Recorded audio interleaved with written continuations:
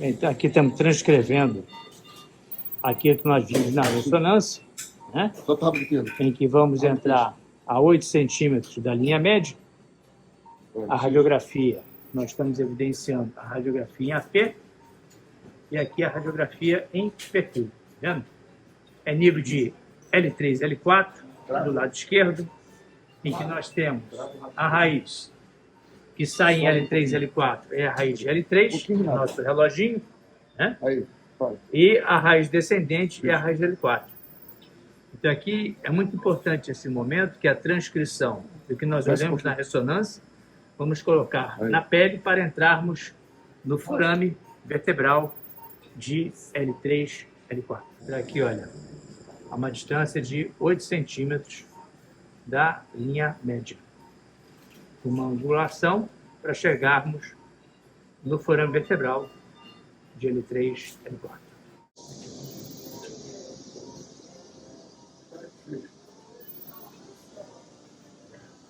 Perfil. Como é que vai? Então só. Faz o X.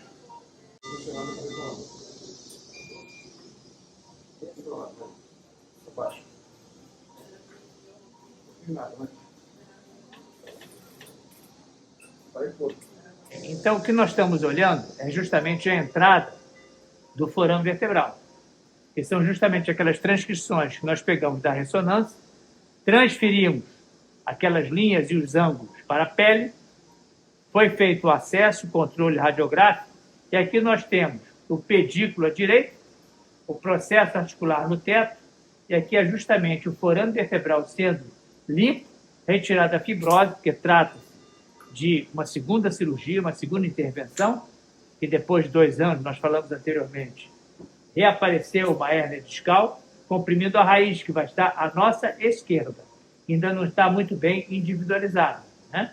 Então, aqui está retirando a fibrose, aqui no fundo nós temos a hérnia de disco, e daqui a pouco vocês vão entender melhor quando identificarmos a raiz espinhal de L3, que nós chamamos de raiz o quê? Raiz emergente, porque a descendente está descendo pelo outro lado do processo articular em direção à vértebra de L4. Bem, estamos avançando aqui na retirada da hérnia de disco, toda a estrutura branca que está saindo, é o disco intervertebral que migrou em direção à raiz espinhal à esquerda e ainda não está sendo individualizada, mas nós sabemos que ela está ali. Você lembra daquele reloginho que nós desenhamos logo no início da cirurgia? Em que nós tínhamos meio-dia, 6 horas, 3 horas e 9 horas? Nós sabemos exatamente que o cirurgião está com o reloginho na cabeça, então ele sabe que o pedículo está à direita, raiz à esquerda, o teto é o processo articular, e o soalho, essa parte de baixo, é o espaço intersomático, que é o disco intervertebral, que está sendo retirado aí. Com isso, finalizamos o procedimento, né? Que é sempre muito importante, sempre nas reoperações, a atenção ela tem que ser mais do que redobrada, porque as estruturas anatômicas elas estão extremamente aderentes e elas mudam um pouco a sua característica. Então, nós estamos vendo aqui, ó, o processo articular foi retirado, nós temos aqui a raiz de L4, que é a raiz descendente.